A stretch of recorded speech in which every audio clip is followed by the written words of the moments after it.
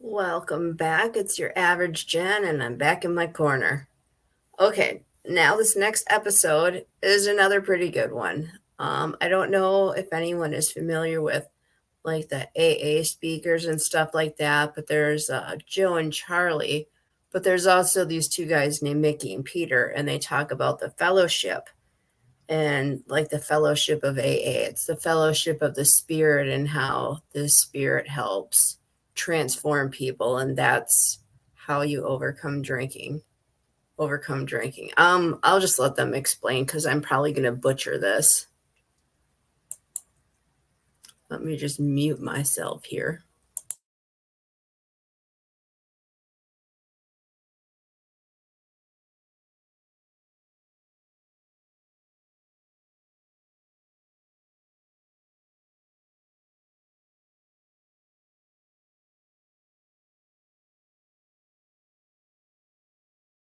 Hello, fellow average human beings.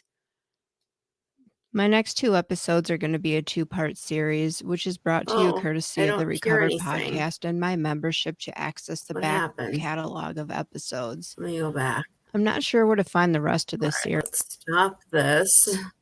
I tend to have problems every time. All right, let me try this again. Did I like accidentally mute something? Maybe I can't have myself muted. So I'm sorry, you're going to hear all the clicking. There are plenty of free episodes too. If you'd like to hear the rest of this series, consider making a contribution to the Recovered Podcast. As usual, the link needed is provided in the podcast show notes. Have a great day. Turn these off. The fourth step in recovery in the program of alcohol. All right, let me take this back now to the beginning. All right, darn you headphones. I almost call them speakers. I don't know why I called them speakers. All right, so here we go. Fellowship of the Spirit with Mickey and Peter. Enjoy.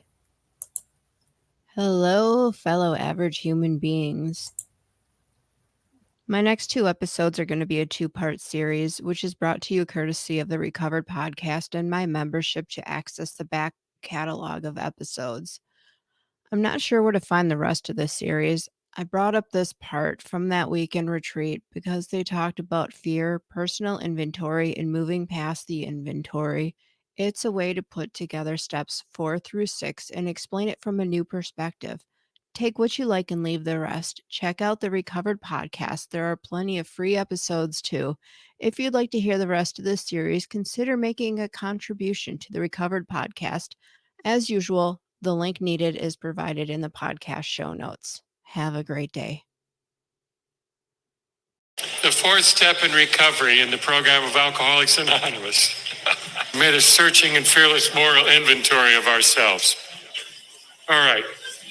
It says in the big book that, we took the third step. The wording was, of course, quite optional so long as we expressed the idea of voicing it without reservation. This was only a beginning. Though if honestly and humbly made in effect, sometimes a very great one was felt at once. Next, we launched out on a course of vigorous action. If the big book was understatement, they're saying vigorous action. That means we are going to put some muscle into this. We're not going to just sit back and relax and let the river run. We're going to go after this thing. The first step of which is a personal house cleaning, which many of us had never attempted. Though our decision was a vital and crucial step, it could have little permanent effect unless at once, followed by how much? A strenuous effort to face and to be rid of the things in ourselves which had been blocking us. Blocking us from what? From God. Page 64 at the top. Okay. Our liquor was but a symptom. Whoops. There's the line I was looking for. Do you see? Time and again, they're telling us alcoholism is a real disease. Our liquor was but a symptom. The disease is not in the bottle. It's in the human. Okay. So we had to get down to causes and conditions. And then it talks in here about a 3-part inventory, with a resentment inventory having 4 columns. The first one is the person, principle, or institution, the first column. Second column is the cause. It's always a temptation to say, I'm resentful of Joe Blow. Why? He's a jerk. That's it. Now we're not saying specifically why Joe Blow is irritating us. And it's better if we run it all out. That's the advice I got. The third cause affects my. Then we have a checklist: security, self-esteem, ambitions, pocketbook, sex relations, personal relations. And then the final one is my fault. When we saw our faults, we listed them before us in black and white. Okay? What are my faults? That's the 4th column there on the next page then. Where was I selfish, self-seeking, dishonest, or frightened? Now, I'm just sharing with you the way I do it. I was advised to do this when I laid all that out for you right then. I got drooping microphone. What's the secret here? Harry's putting a muscle on it. I'm feeling good. Thank you. No, there we go. So, where's Bill? What is this? This is a blank spot in your tape. It occurred because I had drooping microphone. We're back. Thank you all. I appreciate it. So, when I laid that out for you and I did this column thing, it kind of goes wah, wah, wah, wah, wah, the way Charlie Brown hears adults, right? So I was advised, if I'm going to put something in my 3rd or 4th column, which is it affects my person, my life in this way, or where my faults are, I'm to flesh them out. If I had a reason for putting them on the paper, I need to write the reason out. I'll give you an example. This is out of my first inventory. I came to Alcoholics Anonymous. I was 6'3". I weighed 145 pounds. I looked like an antenna. And this guy called me skinny. Oh my, that was like the worst thing. I was so self-conscious about how thin I was. I wish I had a little more of that problem now, but anyway, I'm resentful of Joe Blow. Why? The cause. He called me skinny. I'm going to shorten this. It affects my self-esteem, you know. I don't feel good going around like this. It affects my ambition. I want to be like a manly man. My security, to have people think I look good. You understand what I'm saying? Now you understand what I'm telling you, how it affected me, because I'm fleshing it out. I'm telling you what security, self-esteem, and ambition means. Otherwise, I'm going to go into a 5th step, and I'm going to say, I'm resentful of Joe Blow, the cause he called me skinny. It affects my self-esteem, security, and ambitions. Now what do you know? Nothing. And I've said nothing. And, you know, now I'm going to my 4th column. Where's my fault? I'm being dishonest. I am skinny. Try that one off your side. That's how I set myself up. I'm going around like picturing this thing, maybe from the neck up or something, and I'm like Sylvester Stallone. I'm skinny. So, you know what I mean? And I'm dishonest. I don't want to be the way I look. I don't want to look the way I look. So I offer that for your consideration in writing your own inventory. If you put it on in the 3rd or 4th column, you had a reason. Just list the reason. Now you're finding out in those reasons, especially in 3rd and 4th column, the universal problems in your life. Here's where my security is. I put it in this false thing. My ambitions. I'm always reaching out for my ambitions. I'm not willing to live my life the way it is. I'm a liar. I'm a liar about myself. You see what I mean? And I'm willing to lie to get my way. And I'm selfish. And I'm filled with fear. So these things, and I can get the specifics, then I find out. I'm going through this like a blitzkrieg. Hang on now. Put your seatbelts on. Then we go to the next one. And Peter, I'm going to give you a shot through all this. That's okay? All right. Then we go to the next part, which is the fear inventory. Notice that the word at bottom 67, fear, is bracketed, blah, blah, blah, and it goes along. On 68, we reviewed our fears thoroughly. We reviewed our fears thoroughly. When I got sober, guy says, just write down your fears. I'm afraid of the light. I'm afraid of the dark. I'm afraid of people. I'm afraid to be alone. I'm afraid of spiders. I'm getting nothing out of this. I'm listing my fears, but that's not what the big book says to do. It says more. So now I write a 4-sentence paragraph on every fear. We reviewed our fears thoroughly. We put them on paper even though we had no resentment in connection with them. Okay? We put them on paper. I am afraid of elevators. First inventory. We asked ourselves why we had them. I'm afraid the cable will snap and I'll die. Wasn't it because self-reliance failed us? I put some statement of my self-reliance. I am selfishly trying to preserve my own life by not getting on elevators. All right, this is Mickey's answer to having a fear. I'm going to be self-reliant. And then next paragraph, it says, perhaps there's a better way. We think so. For now we are on a different basis. The basis of trusting and relying on God. Okay? We trust infinite God rather than our finite self. So once again, that paragraph for the elevators is, I'm afraid of elevators. Why? I'm afraid the cable will snap and I'll die. I am selfishly trying to preserve my own life by not getting on elevators. And a negative statement of God reliance. I am not trusting and relying on God to care for me and protect me. Okay? That's how I write fear inventory. I'm hoping that comes out of the book here. But it's a lot better than I'm afraid of spiders and snakes. I'm not going to get anywhere with that. And now fear inventory turns out to be the most satisfying inventory I write. Because I understand that fear is not a bottom line. The bottom line behind every fear is self-reliance, which means selfishness. Selfishness and self-centeredness, the book says, is the root of my problems. Okay? This is the fastest I've ever done, and I really think it's kind of fun. Is it me making any sense? All right, thank you. We go into the third part of the fourth step, which is a sex inventory.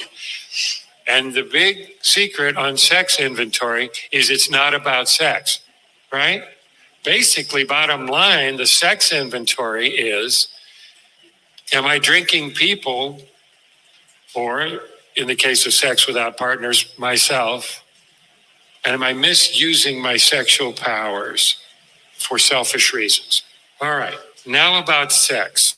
On the bottom of 68, many of us needed an overhauling there. Man, did I need an overhauling there. We owe the truth to each other. I had a terrible pornography habit. What happens? I put down the bottle and I picked up sex, fantasy, and pornography. It's a drink. It's a drink. Phone sex. I'm married. What the hell am I doing? I'm out of my mind. Oh, but sex, just sex. It's just sex. Are you kidding me? I'm made to be a person of integrity. I'm made to be a whole human being. I'm made to be a good man. I can't stop this. I begged God for 6 years, please, God, take this away from me. Please, God, take it away. And he did. Does it take 6 years? It took 6 years for me.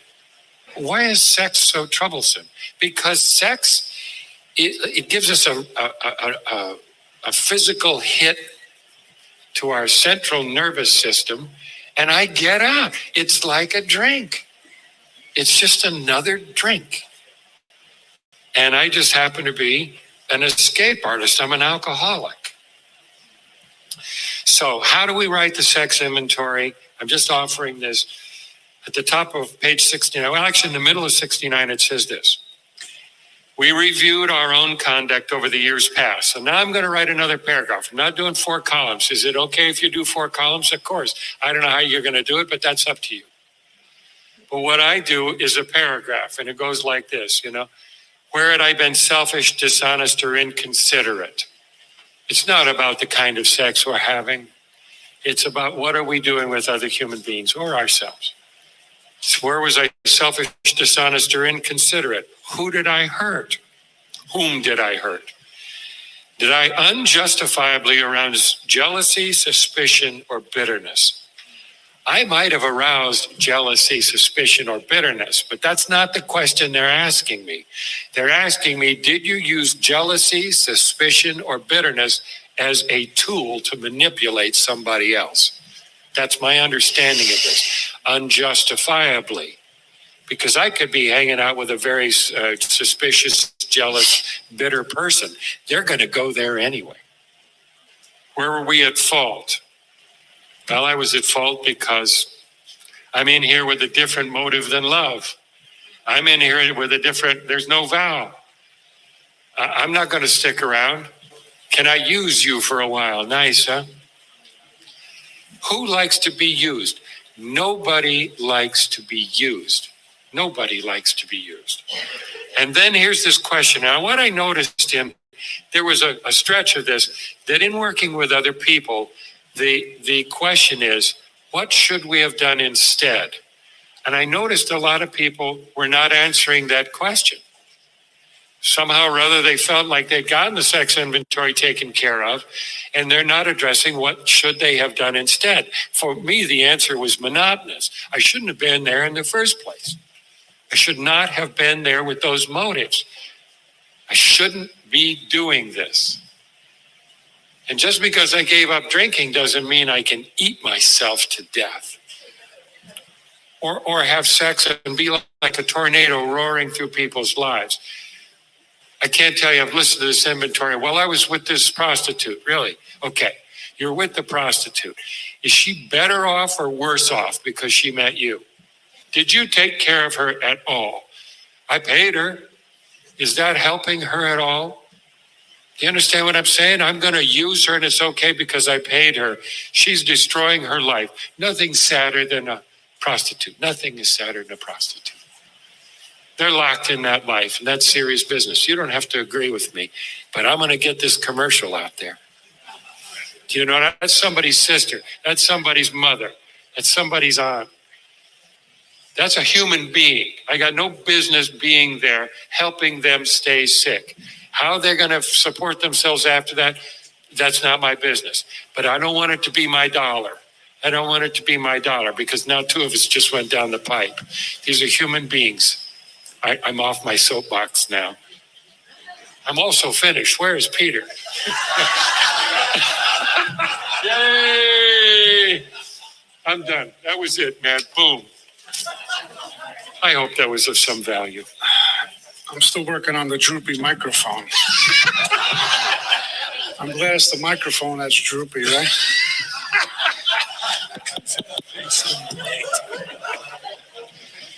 All right. It's that time of the day. Now we'll see who's spiritual right around now. Am I willing to live on terms other than my own going into this work? When step 3, we turn everything over, we're about to launch on a course of vigorous action. It's no longer according to my rules, but this power that I don't even know yet's rules. And I'm really trusting, relying upon a sponsor to guide me through, navigate me through this wreckage. And here's what I have, some of my experience with this 4th step. I tried writing a 4th step the first time out without prayer. I did a 3rd step prayer. Sponsor gave me instructions, and I sat down and write. And I've shared this from a million of these podiums, and it kind of looked like this. Got notepad in front of me, no prayer to go in. There's no amen after the 3rd step prayer because we're about to go in. And at the end of the 7th step prayer, there's an amen because we're done with the searching. We're going to take a look at, we looked at defects. We're about to go out and repair the damage caused by living life on self-will. So we got to go in. We need to have God take us by the hand and show us the wreckage. Lack of power is my dilemma. With power, no dilemma. So I'm using me and self-reliance to go write this searching fearless moral inventory. It's an impossible task. I will conveniently forget.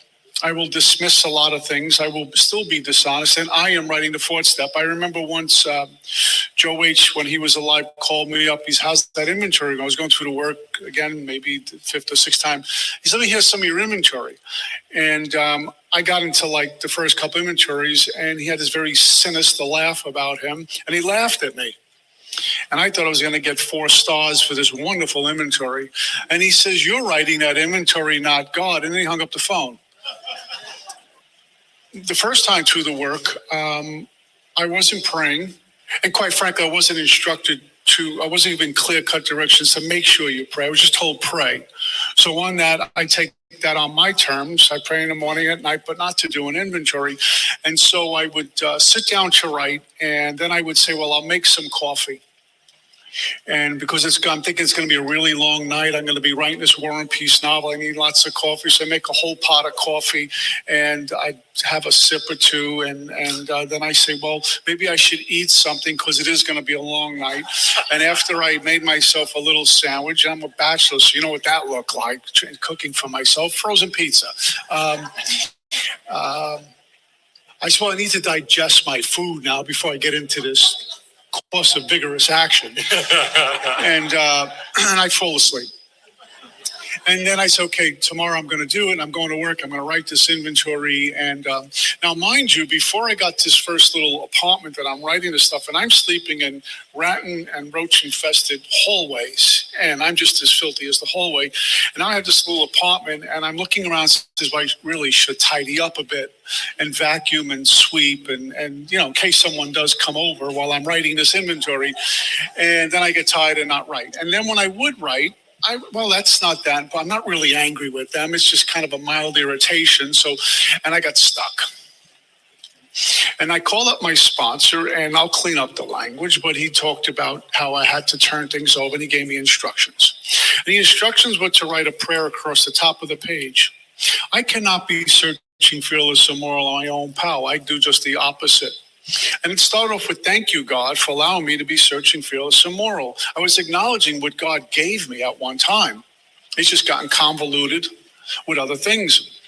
And then I was to go into prayer and then sacred silence. And there's a movement to this. There's a rhythm to this. And then the impulse would be, okay, let's go write. The intuitive thought, I should say. And I pick up the pen and I begin to write. And little by slowly, this inventory was getting done. I wrote a master list of names first. Then I took each name and went to the second column, why I was angry with this person.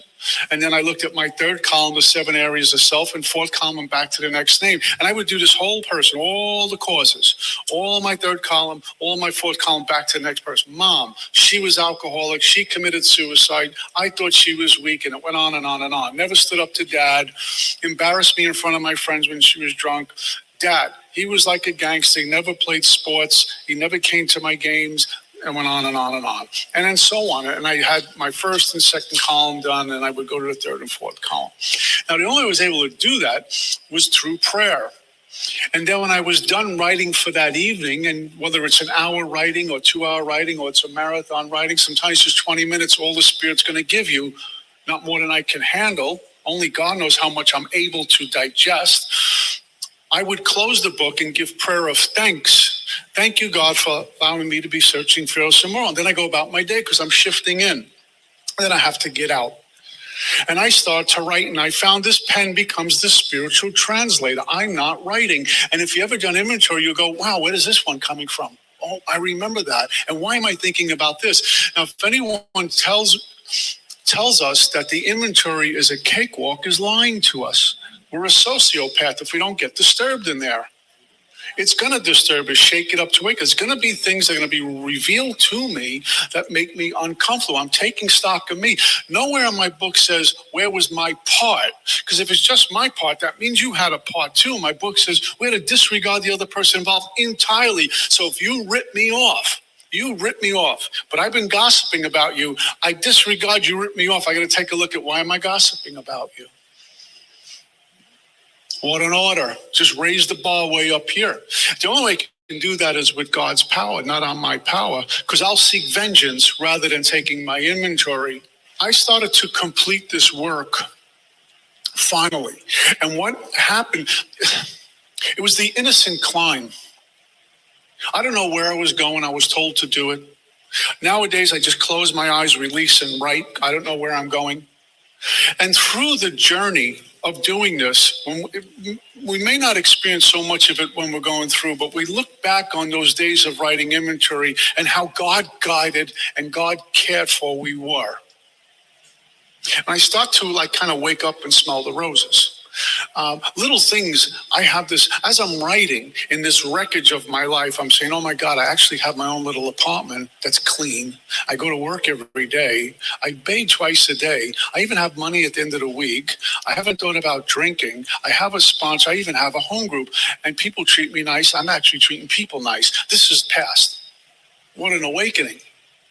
The things in that inventory came up were ugly. My inventory, not yours, going back through my life, uncovering and discovering a lot of things that were earthy, uncomfortable. But as my sponsor had pointed out the first time to the word to me, I'm going to God to clear up the things that are blocking me from him, because on my own, I can't see it. The way I can't see my own ears. So we shut the lights in this room, close all the blinds, and move the chairs around. And I come in here and trip over a chair and trip over a table, and I fall and get hurt day after day after day. And one day I go, God, please show me how to get to one side of this room to the other. He says, well, let's turn on the lights. And take my hand.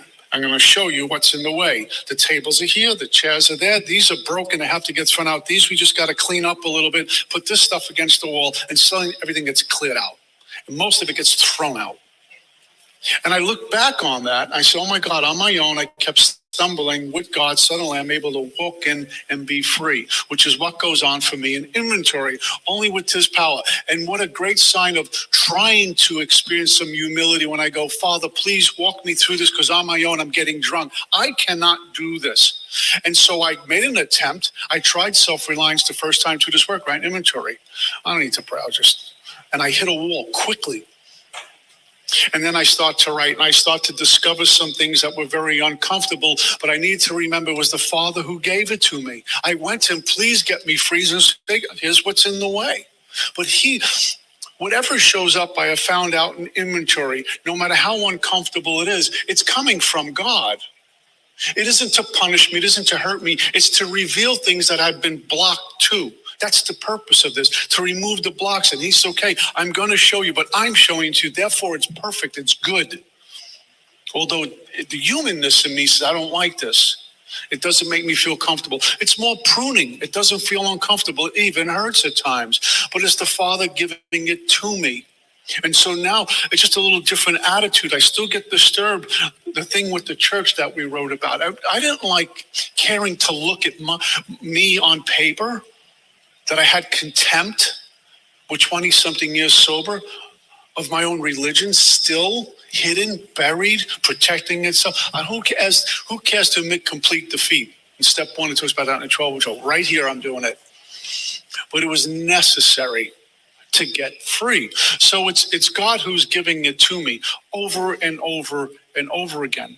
And when I got to fear, our book says we outgrow fear, but I had all these fears. My whole life was driven by fear.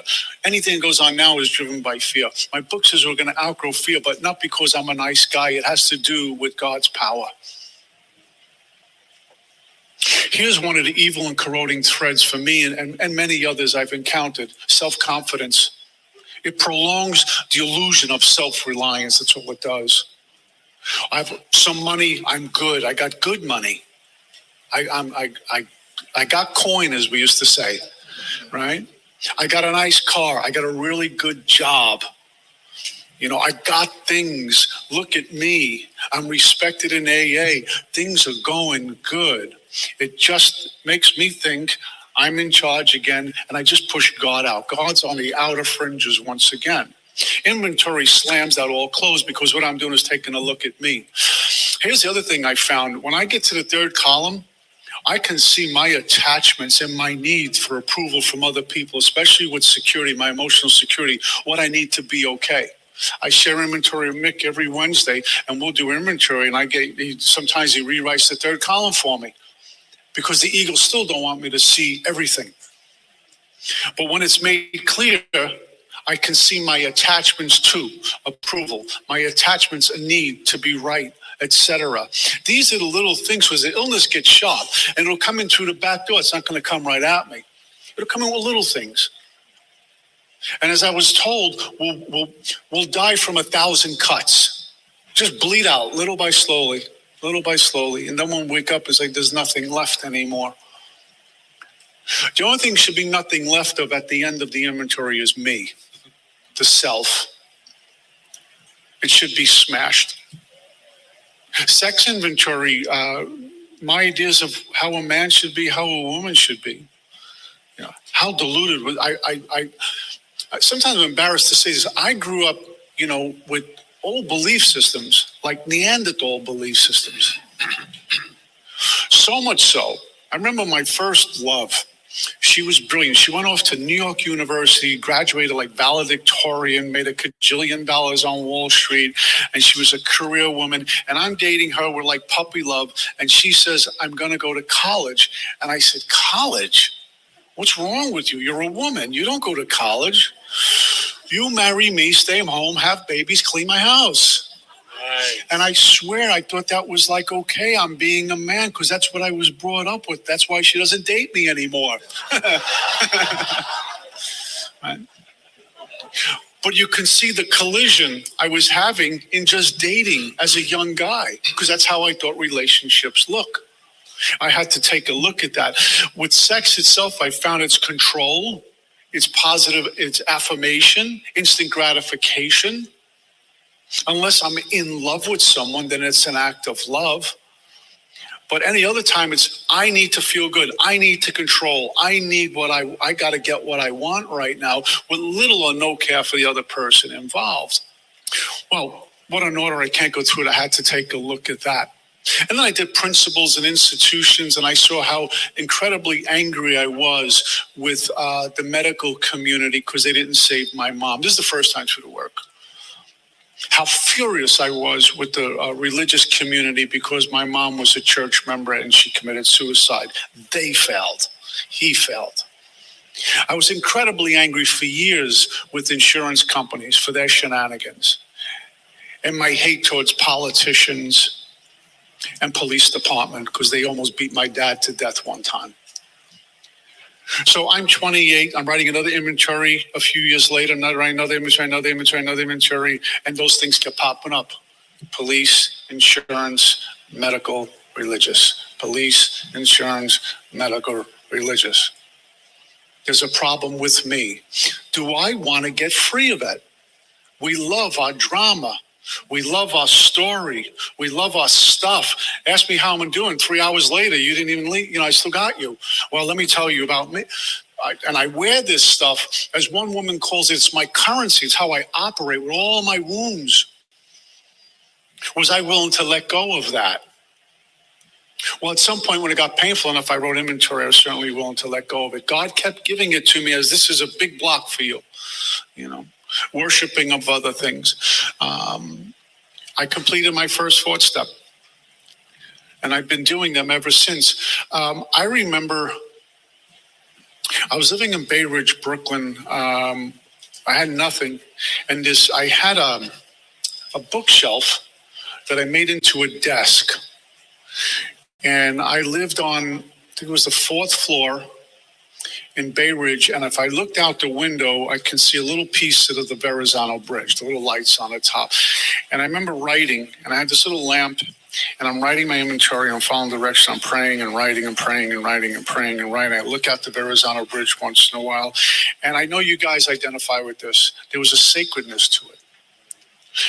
As this stuff is popping up in column 4, and I'm looking at me, there was still some sort of safety in that I was actually doing this.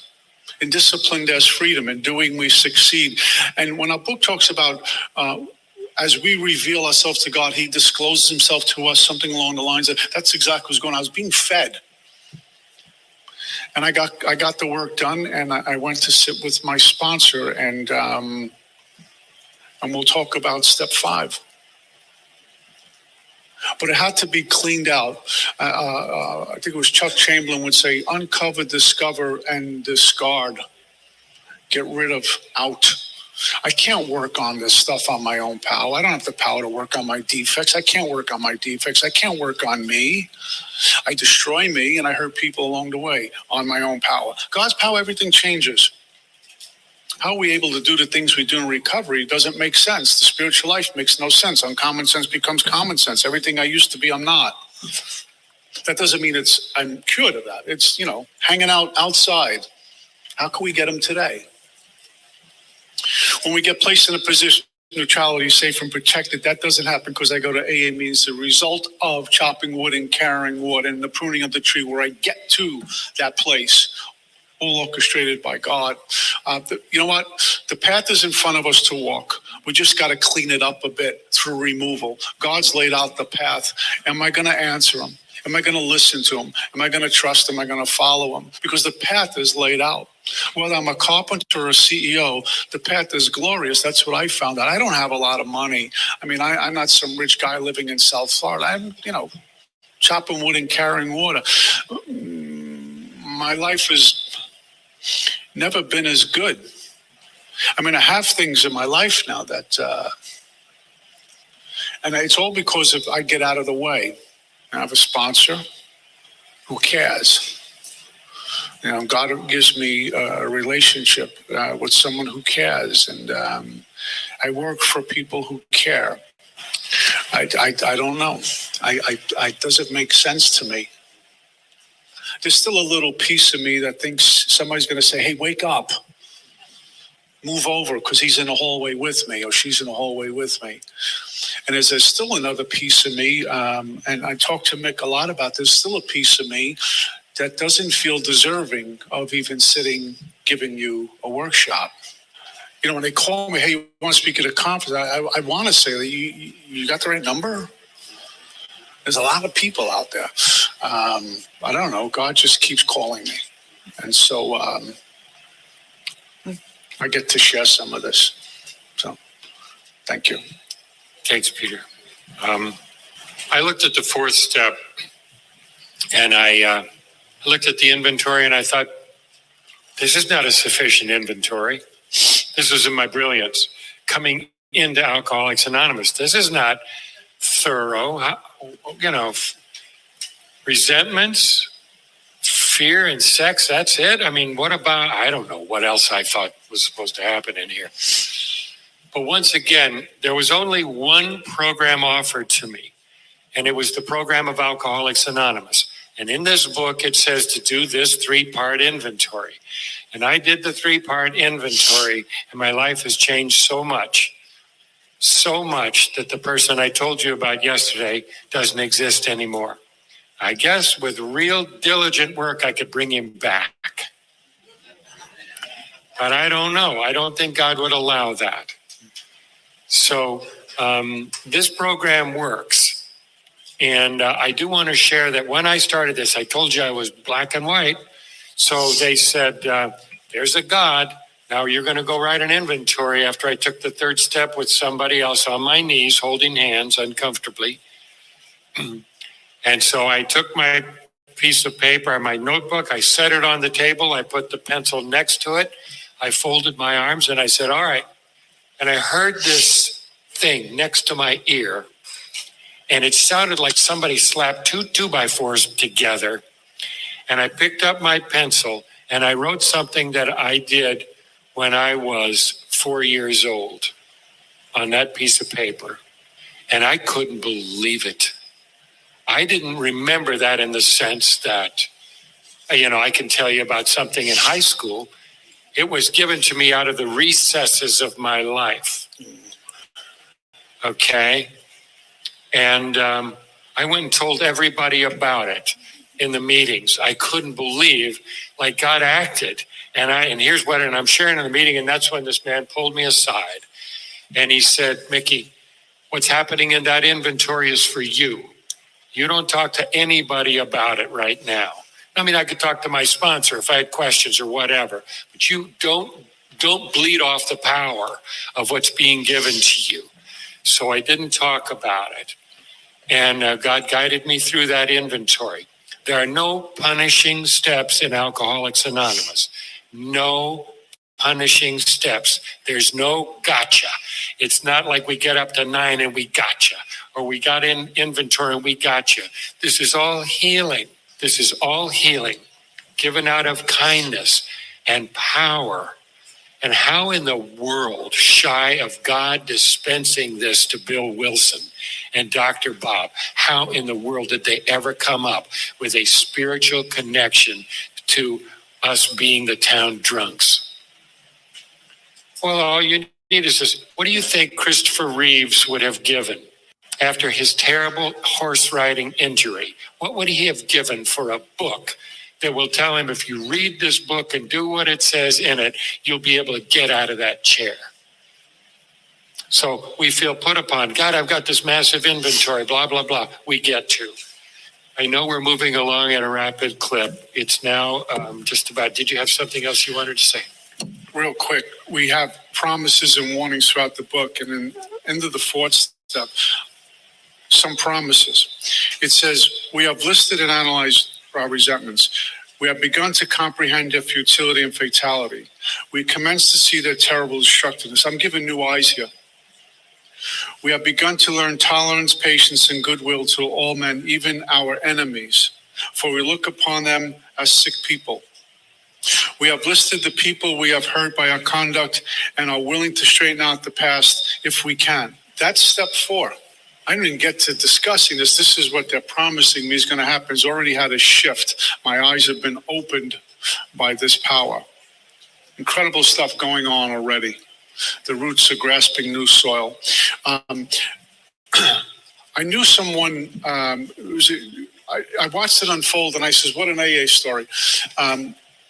These bonsai trees, these little Japanese trees, and she had one that was dying in front of us and didn't know what to do with it. So we took it to the guy who deals with it, the tree guy, I call him. And he gave us instructions, and we followed the instructions specifically as he told us. And so what it required was taking the tree out, root and branch, the whole thing, cleaning the roots, stripping them down pretty much, and putting them in this new soil and letting them sit and feeding it with just a small amount of this medicine. And this tree goes into shock. It freezes. And you keep nurturing it, and little by slow, those roots take grasp in new soil.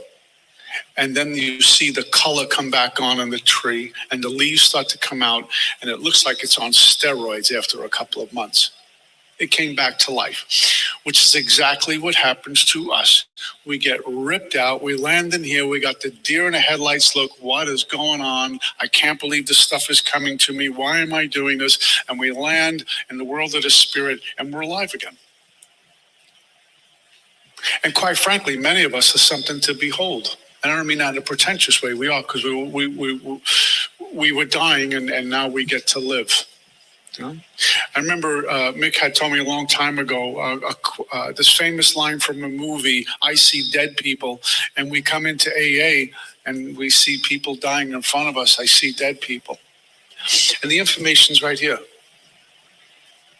And I'm going to embarrass somebody, but there's a young fella here who came to this place where I worked.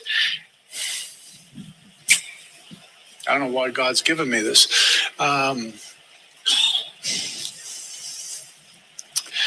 And I watched this young fella deteriorate in front of me.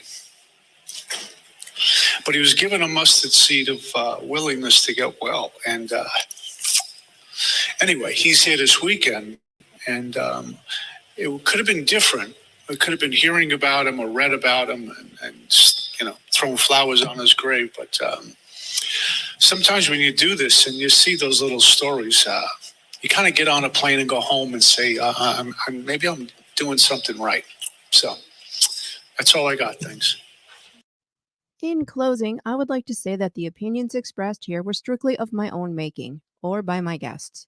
Take what you like and leave the rest. You may come to realize that you may not like me or what I want to share.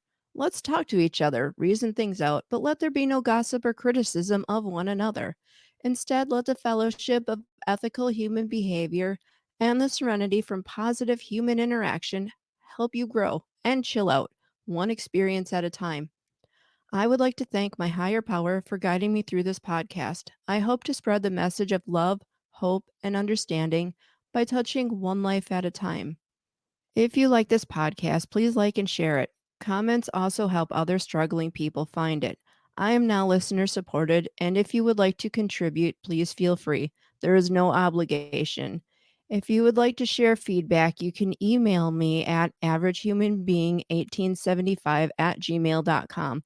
There is also a link you can click if you'd like to send a voice message and add to the content of the show.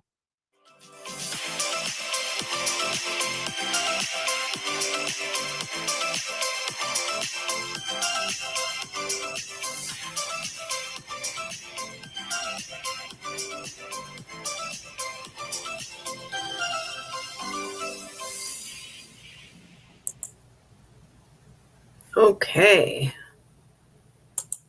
There we go. So that was Mickey and Peter talking about the Fellowship of the Spirit and going along with the Big Book of AA. See, I think that they learned from Joe and Charlie, but then they put their own spin on it. So I like listening to that whole series, and it's like a long series. It goes because they did like weekend retreats and things like that. So if you want to find the whole thing, go ahead and click on the link in the show notes if I can get it on there. Otherwise, I'll just share the Spotify episode and then just click on it from there because that works as well. And if you're enjoying this channel, please subscribe to it and share it because that helps other people find it. Other people that might be struggling, that might want to hear whatever sparked you and caused you to like it. Okay, I'm going to be quiet now. Have a good afternoon, everyone. Bye-bye.